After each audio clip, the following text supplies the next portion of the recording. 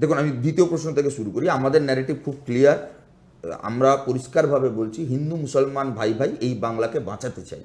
Trinamool BJP দুর্নীতির চোরে চোরে মাস্তুতো ভাই এই বাংলাকে বাঁচাতে চাই।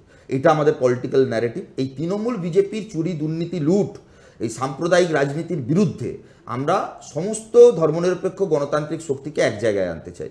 এবার দেখুন, রাজনীতিতে কখন কী হবে সে তো বলা সম্ভব নয়। কংগ্রেস কী ভূমিকা পালন করবে, তাদের হাইকমান্ড কী ভাবনা চিন্তা করবে, কিংবা আইএসএফ কী ভূমিকা পালন করবে, বা ছোট ছোট যে রাজনৈতিক শক্তি এসইউসিআই বলুন, লিবারেশন বলুন, এরা কী ভূমিকা পালন করবে তার উপর নির্ভর করবে। কিন্তু আমরা আমাদের দরজা, আমাদের হৃদয়, আমাদের রাজনৈতিক লাইন সেটাকে উদার করে রাখতে চাই। আমরা চাই আপনার মতন যারা সাংবাদিকরা রয়েছেন, যারা দর্শকরা, ট্রাইব টিভির দর্শক রয়েছেন, যারা এই তৃণমূল বিজেপি দিদি মোদির কাজকর্মে বিরক্ত, যারা তৃণমূলের মধ্যে থেকে লাঞ্ছিত হচ্ছেন, নির্যাতিত হচ্ছেন, যারা বিজেপির মধ্যে থেকে প্রাণ খুলে রাজনীতি করতে পারছেন না, বুঝতে পারছেন যে আমাদের ভবিষ্যৎ প্রজন্মটা অন্ধকারের দিকে চলে যাচ্ছে, রাজনীতি বাঁচাতে, সমাজ বাঁচাতে, বাংলা বাঁচাতে, দেশ বাঁচাতে আমাদের আগামী দিনে একসাথে এগোতে হবে। সেই একসাথে এগোনোর কাজটা বামপন্থীরাই করবে।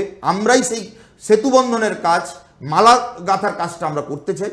আগামী দিনে নিশ্চিতভাবে 26-এর নির্বাচনের আগে পটভূমিকা পাল্টাবে, রাজনীতির গতিপথ কোন দিকে যাবে সেটা সময় বলবে।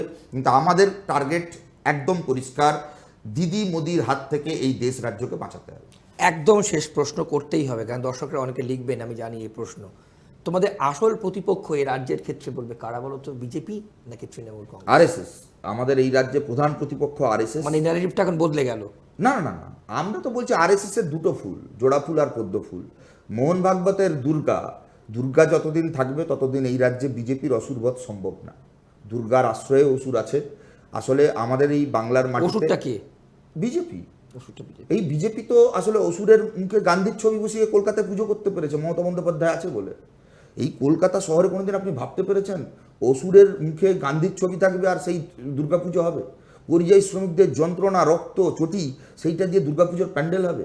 আপনি কোনোদিন ভাবতে পেরেছেন ঈদ মহরমের তাজিয়া দুর্গাপূজার ভাসান নিয়ে গোটা রাজ্য জুড়ে একের পর এক দাঙ্গা হবে? ধুলাগড়, বসিরহাট, কালিয়াচক, চন্দননগর, তেলেনীপাড়া, একের পর এক ঘটনা, শামশেরগঞ্জ, মালদা।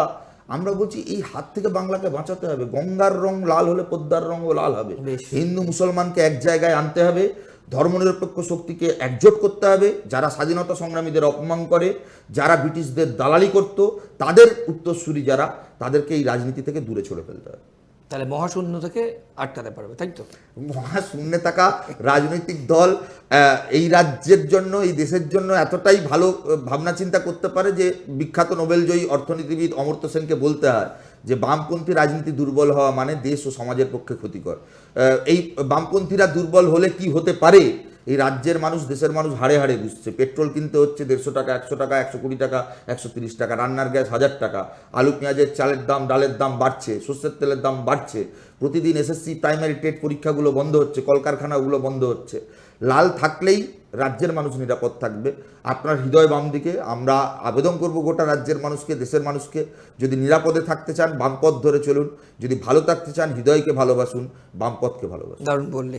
অনেক ধন্যবাদ সৈকত তোমার সময়ের জন্য। অনেক ধন্যবাদ।